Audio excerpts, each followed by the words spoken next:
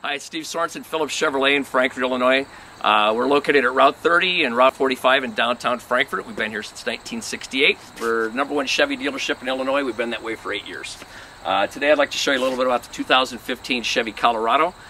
We just got this vehicle in a couple days ago, so I'm still learning a lot about it. And if I make some mistakes, I'm sure you guys will probably let me know that I'm making mistakes, but just bear with me and I'll try to show you a couple things that I've learned so far. 2 different cab sizes on the Colorado. You can get an extended or you can get a crew. Crew cab's going to give you about 6 inches more leg room than the extended. But if you get an extended cab, you've got 1 bed size only. You can get a 6-foot 2-inch long box. That's it. If you get a crew cab, you can get the long box at 6'2", or you can get it in a short box, which is a foot shorter, 5 foot 2 inches. Got 3 different trim models. You can get a work truck, you can get an LT, and you can get a Z71. Z71 is going to give you the off-road package, which will put a skid plate on it, more than likely an oversized air cleaner, hill descent control, kind of like transmission helps slow you down with your trailer going down hills.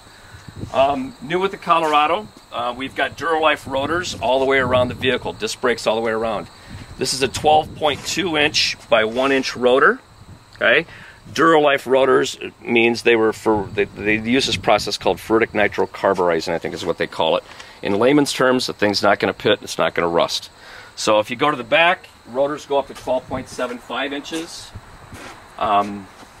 Disc brakes all the way around it. 16-inch wheels are standard on a work truck. You can get 17s or 18s on the LT and on the Z71. These are called black argent wheels. This is a different look. These are like the darker wheels that you can order with it. It's an option that you can get. The Colorado's also taken the new feature from the Silverado that a lot of people really like. You got a place for your hand, you got your corner steps. People love this feature right here. Payload of this vehicle, depending on the wheelbase size, anywhere from about 1,450 to a little under 1,600 pounds, depending on how you have it equipped. Tailgate has got that compression piston in it, so where it doesn't just drop open, it slowly goes down.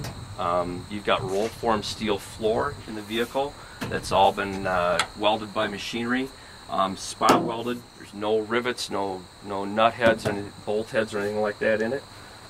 They've also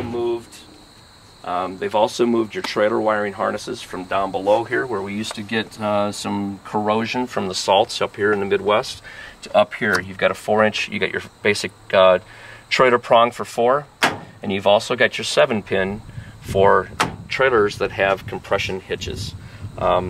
Basically, a compression hitch is when you're coming to a stop sign in a compression hitch of a boat. As you're stopping, the trailer compresses and the brakes engage as the trailer hitch compresses. When this is in reverse, it tells the trailer to turn the brakes off because you're going to be compressing that hitch as you're backing the vehicle up. That's why you have a 7-prong. Corner steps here. All right, you've got a dual-stage multi-leaf suspension in the back. It's a solid axle going across. You've got coil springs in the front, independent coil springs in the front. You've got dual tube shocks also. All right. The front's going to have a very aerodynamic vehicle. They've really concentrated on only getting as much air into this engine as they need to keep it cooled and running properly.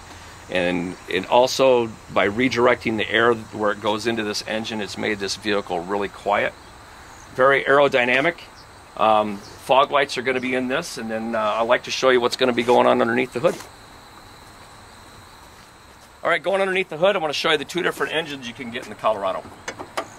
This particular one's got a V6 in it. It's a 6-cylinder V6. It's going to give you 305 horsepower. It's going to give you 269 pounds of torque. You've got 1 transmission option with this vehicle. You've got a 6-speed automatic transmission with this car. Mileage in this vehicle is going to be on a 2-wheel drive 18 city, 26 highway. And if you go to the 4-wheel drive, you go down to 17 and 24. Vehicle comes with a 21-gallon fuel tank, dual overhead cam, continuous variable valve timing, which basically will change the richness of the fuel, give you the torque when you need it, when you step on it, give you the economy when you don't. So the other engine that you can get in this is a 2.5 liter. The 2.5 liter dual overhead cam gives you 2 transmission options. You can either get a 6-speed automatic, or you can get a manual transmission and a 2-wheel drive. So if you do a 2-wheel drive, manual transmission, you get 19 city, 26 highway. And if you do the automatic and 2-wheel drive, you get 20, 27. And then if you go to 4-wheel drive, you get 19 city, 25 highway. So the horsepower of the 5-cylinder is going to be 200 horsepower, you get 191 pounds of torque. And 6-cylinder holds 6 quarts of oil, and the 5-cylinder holds 5 quarts of oil, if I'm not mistaken. So pretty strong economic vehicle or engine. I have heard rumors that they are going to bring a diesel engine out for the Colorado in 2016. I don't know anything about it yet, but if you have any more questions of the Colorado, I'm going to learn a lot more over the next few weeks. You can give me a call. My name's Steve Sorensen at Phillips Chevrolet, 815-469-2323, extension 398. Appreciate your time and have a great day.